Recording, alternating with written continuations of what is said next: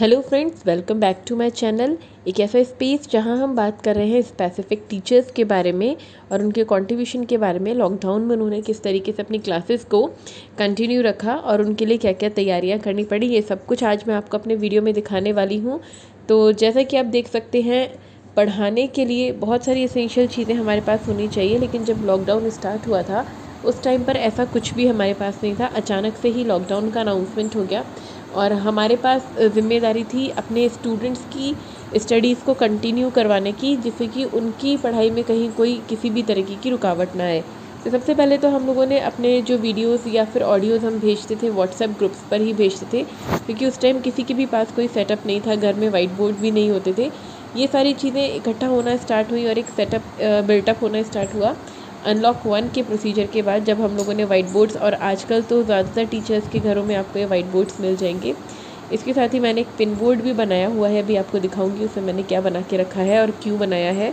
तो ये सारी चीज़ें एक एसेंशियल पार्ट बन गई है हमारी स्टडीज़ का, क्योंकि अब घर बैठ के सारा काम हो रहा है और घर बैठ कर काम करने के लिए एक वाइट बोर्ड होना, उसके लिए एक स्टैंड होना जिसमें हम अपने कैमरा को फिक्स कर पाएँ, और साथ में इससे रिलेटेड जितनी भी एसेंशियल चीज़ें हैं, जितनी भी प्री प्रिपरेशंस हैं और पोस्ट प्रिपरेशंस हैं, वो मैं आपको दिखाने वाली हूँ।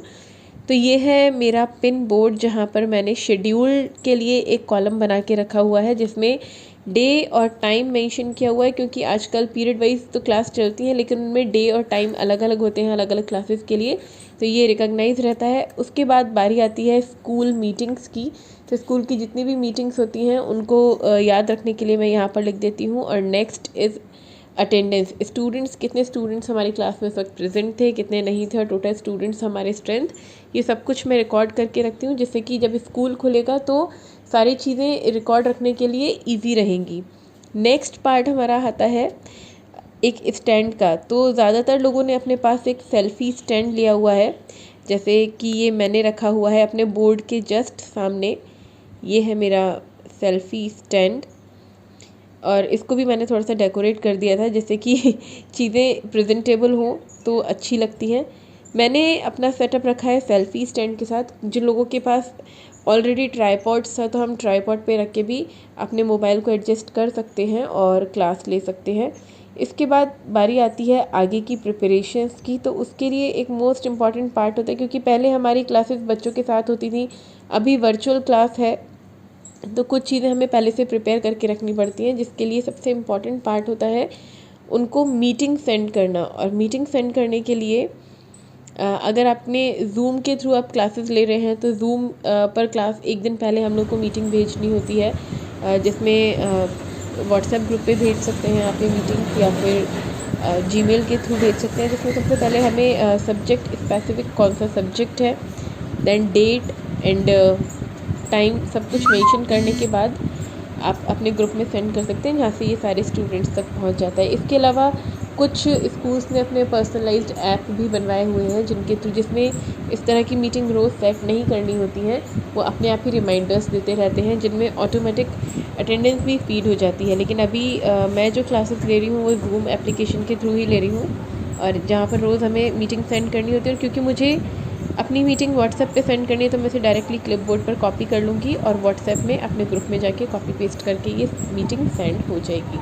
नेक्स्ट बारी आती है हमारी प्री प्रिपरेशंस में मॉडल्स या फिर चार्ट्स प्रिपेयर करने की। स्कूल में तो मॉडल्स और चार्ट्स स्टूडेंट्स भी प्रिपेयर करवा देते हैं टीचर्स के साथ, टीचर्स खुद भी प्रिपेयर करते हैं, लेकिन यहाँ पर अपने सेशंस को और भी ज़्यादा इंटरेक्टिव बनाने के लिए मैं अपने हर एक टॉपिक के साथ, और ज़्यादातर टीचर्स अपने हर एक टॉपिक के साथ इस तरह के कुछ चार्ट, फ्लैश कार्ड्स या फिर मॉडल्स प्रिपेयर करके रखते हैं, जिससे कि बच्चों को और भी अच्छे से समझ में आए, हमारी क्लास जो वर्चुअल क्लास है वो और भी ज़्यादा अच्छे से कंडक्ट हो पाए। इसके बाद नेक्स्ट जो पार्ट आता है वो होता है नोट्स के लिए। जब हम स्कूल में क्लासेस लेते हैं और वर्चुअल क्लास लेते हैं तो उसमें सबसे बड़ा डिफरेंस है कि बहुत सारे बच्चे, being any reason, network connectivity का इशू हो सकता है, बहुत सारे स्टूडेंट्स ऐसे भी हो सकते हैं कि उनके पास शायद स्मार्टफ़ोन ना हो, या फिर जिस वक्त क्लास चल रही है उस वक्त उनके पास स्मार्टफ़ोन ना हो। तो इस तरह के नोट्स बना के ग्रुप्स में भेजे जाते हैं, जिससे कि हर एक स्टूडेंट अगर वो ऑनलाइन क्लास में नहीं पढ़ पाया है तो बाद में पढ़ ले। और रिकॉर्डेड वीडियोस भी इसी तरीके के पैरेलल हम लोग सेंड करते रहते हैं, कि अगर कुछ भी छूट गया है ऑनलाइन क्लास के टाइम पर तो वो स्टूडेंट्स यहाँ से कवर कर ले। तो इसका मतलब कि काम कम नहीं हुआ है, काम और ज़्यादा डबल हो गया है। क्योंकि पहले तो हम क्लास में ही पढ़ाते थे, उसके बाद वर्क चेक करना होता था। अब हमें नहीं पता कि किसने वर्क किया टाइम पर या नहीं किया, किसके पास पहुंचा नहीं पहुंचा। तो ऑनलाइन भी पढ़ाएंगे और उसके बाद ग्रुप्स में नोट्स भी सेंड करने वाले हैं। और ये हो गया है मेरी क्लास का टाइम। तो मेरी क्लास के बाद अब इसके बाद बच्चों का फ़ोन आना स्टार्ट हो जाएगा अपने वर्क को लेके, या फिर अगर किसी का वर्क छूट गया होगा तो वो भी रिकॉग्नाइज़ करवा देंगे एक बार कि मैम छूट गया था, प्लीज़ आप सेंड कर दीजिएगा। तो ये एक पूरे दिन का प्रोसीजर है, एक पर्टिकुलर टाइम ऑफ सॉर्ट वाला नहीं है कि हमने एक पर्टिकुलर सॉर्ट ऑफ टाइम में क्लास ले ली। सुबह क्लास लेने से पहले एक दिन पहले से स्टार्ट होता है और वही ज़ूम मीटिंग सेंड करने के साथ ही एक दिन का हमारा शेड्यूल ख़त्म होता है। अगर ये वीडियो आपको पसंद आया हो तो लाइक, शेयर और सब्सक्राइब करना मत भूलिएगा। आगे भी ऐसे ही वीडियोज़ मैं आपके लिए लेके आती रहूँ। तब तक के लिए अपना ध्यान रखिए और वीडियो को लाइक, शेयर और सब्सक्राइब करना मत भूलिएगा।